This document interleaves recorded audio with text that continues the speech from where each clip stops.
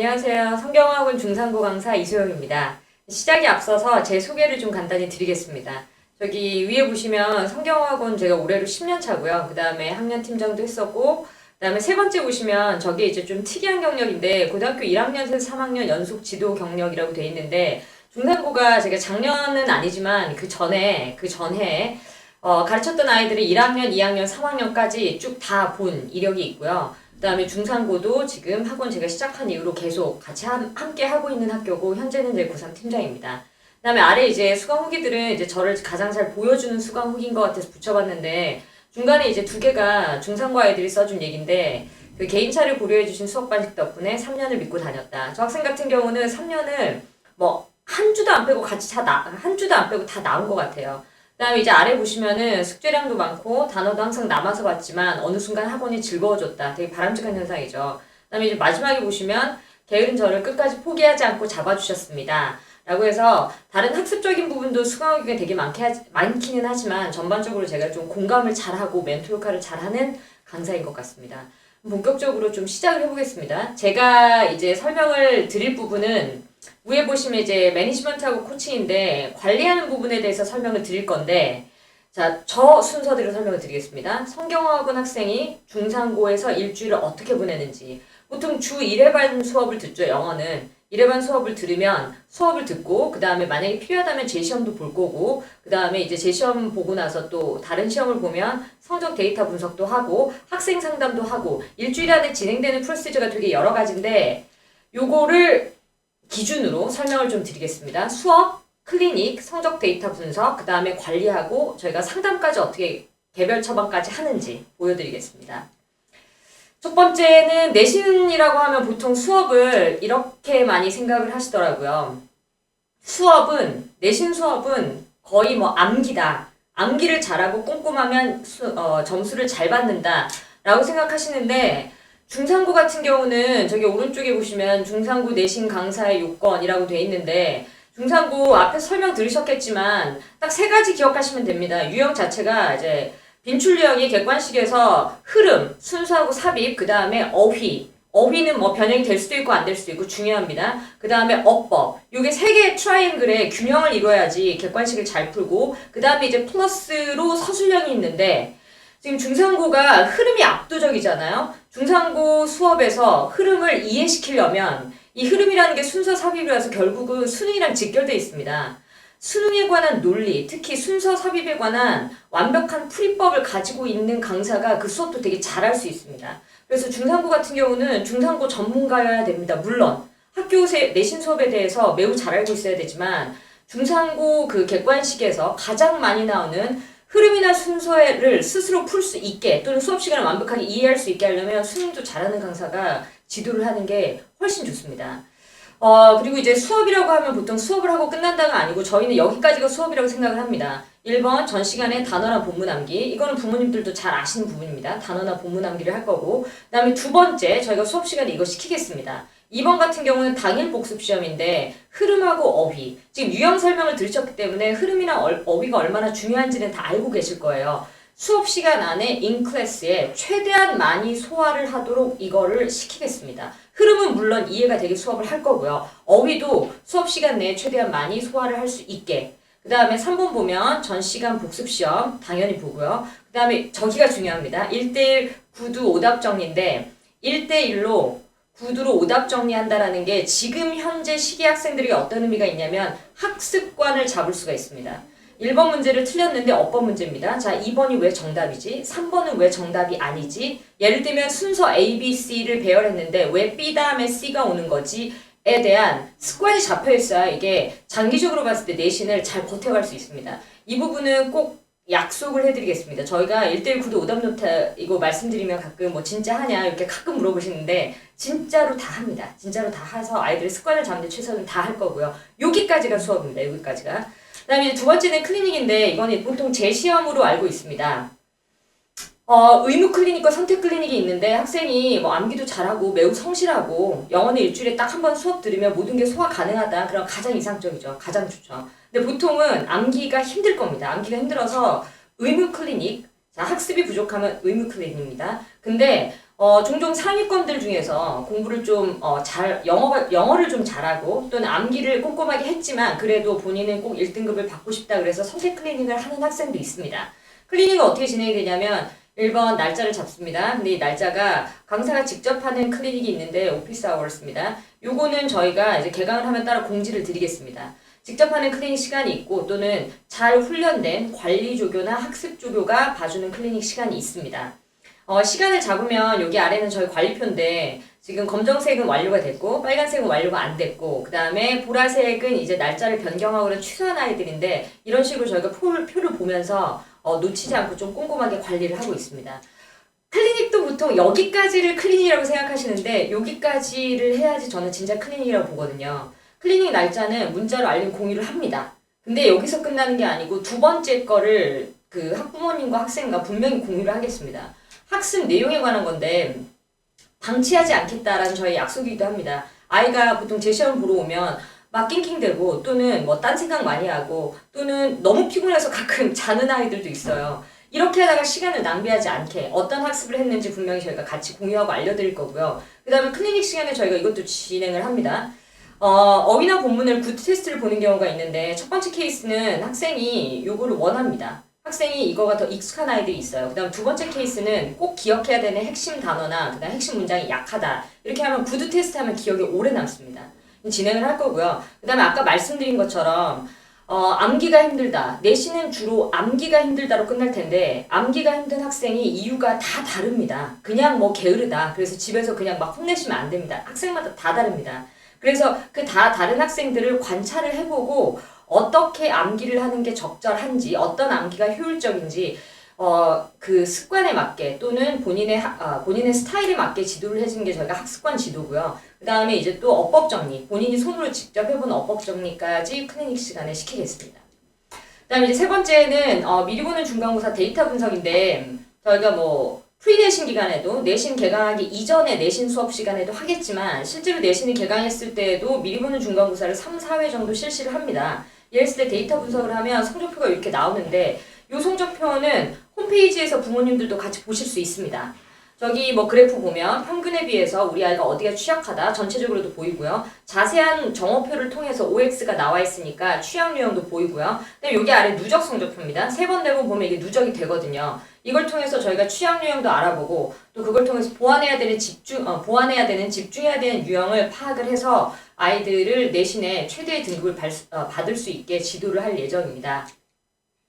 그다음 요거는 이제 등급별 관리인데 3등급, 2등급, 1등급이 갖춰야 되는 요건이라고 보시면 될 것 같아요. 간단히 보면 3등급은 어휘하고 구문 꼭 맞아야 되는 객관식 꼭 맞아야 되고요. 2등급은 객관식을 다 맞춰야 됩니다. 그 다음에 동반 이해 학습을 추가로 해야 됩니다. 어휘 변형도 대비를 해야 되거든요. 그 다음에 핵심 문장 당연히 암기해야 되고 킬러 문항 주관식 연습해야 됩니다. 그 다음에 1등급 같은 경우는 사실 1번, 2등급, 3등급이 가지고 있는 요건을 포함해서 실전 연습, 변형 서술형 대비까지 다 완벽하게 해야지 등급을 받을 수 있을 것 같습니다.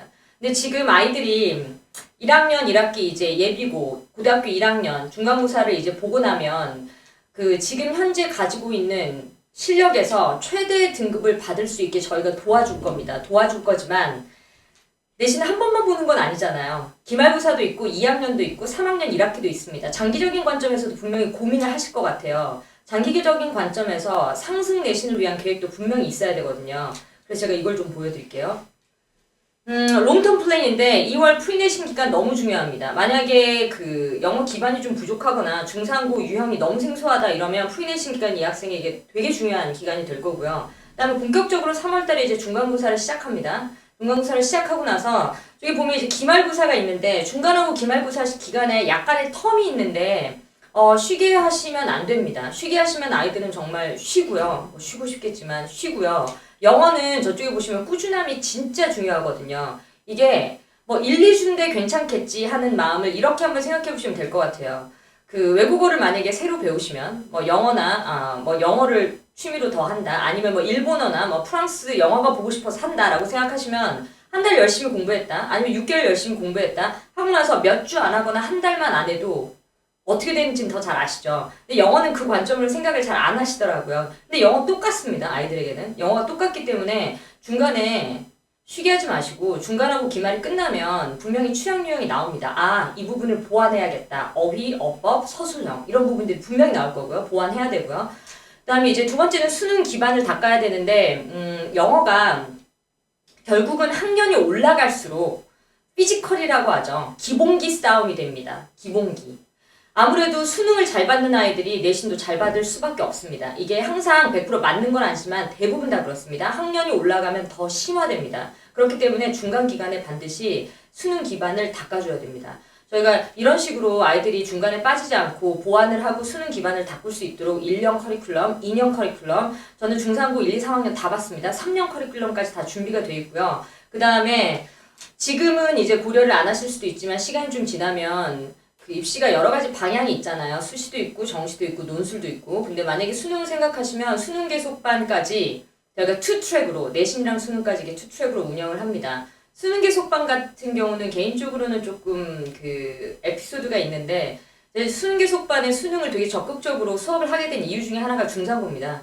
중상고 학생이 이제 예전에 가르쳤던 중상고 학생이 내신을 이제 열심히 했음에도 불구하고 본인이 원하는 등급이 안 나오니까 정시를 하겠다. 근데 제 스케줄상 수능을 해줄 수가 없었어요. 그래서 다른 데서 공부를 하고 오렴 하고 나서 공부를 하고 몇 달 뒤에 다시 봤는데 그 모의고사 등급을 보고 되게 충격받았거든요. 학생이 그 시험지를 제 앞에 가져와 채점을 했어요. 근데 너무 충격받고 너무 마음이 아팠어요, 사실.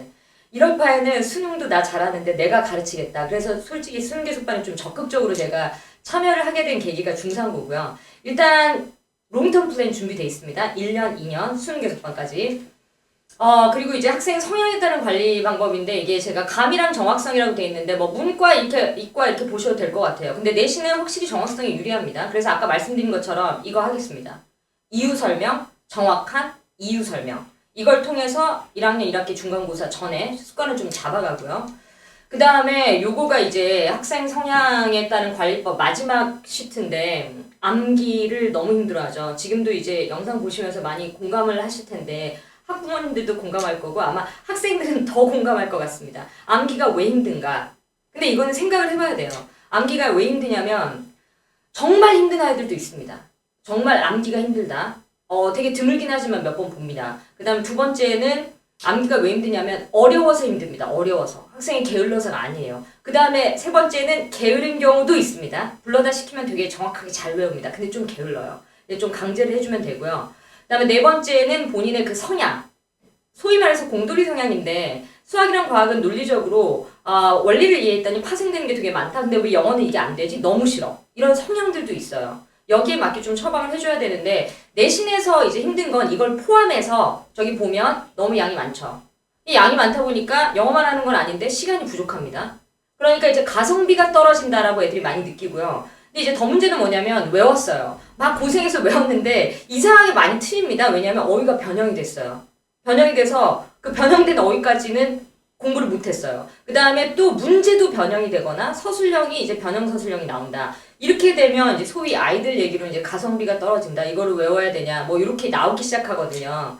이제 여기에 대한 해결책이 양이 많다 하고 나서 첫 번째 보면 동기부여라고 돼 있는데 이 동기부여가 자 그래 잘했어 열심히 하자 일 수도 있지만 학생에게 맞는 양과 그 다음에 학생에게 맞는 방법을 지도하는 것도 동기부여거든요. 이거는 강사와의 합이 되게 중요할 것 같은데 중상고는 최대한 많이 아이들과 제가 부대끼겠습니다. 동기부여를 위해서.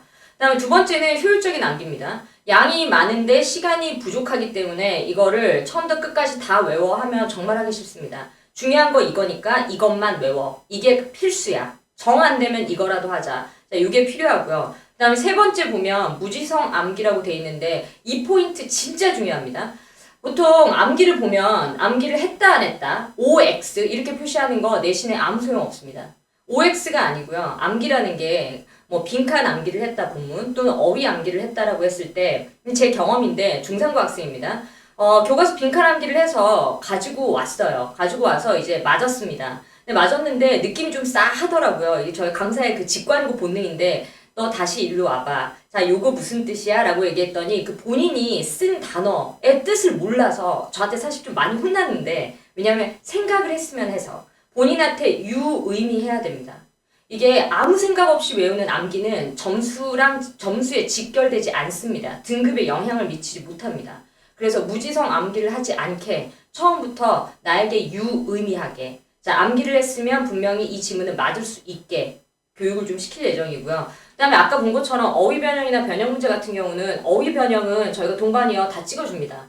동반이어를 본인이 여력이 되면 외우면은 어느 정도 내신에서 동반이어 나오는 것까지 좀 암기를 해서 맞출 수 있도록 지도를 할 건데 포인트는 일단 우리 아이들은 성적이 나와야 됩니다. 그래서 성적에 도움이 되는 암기, 동기부여를 하든 효율적으로 외우든 무지성 암기는 지양하겠습니다. 그래서 성적에 도움이 되는 암기를 꼭 시키겠습니다.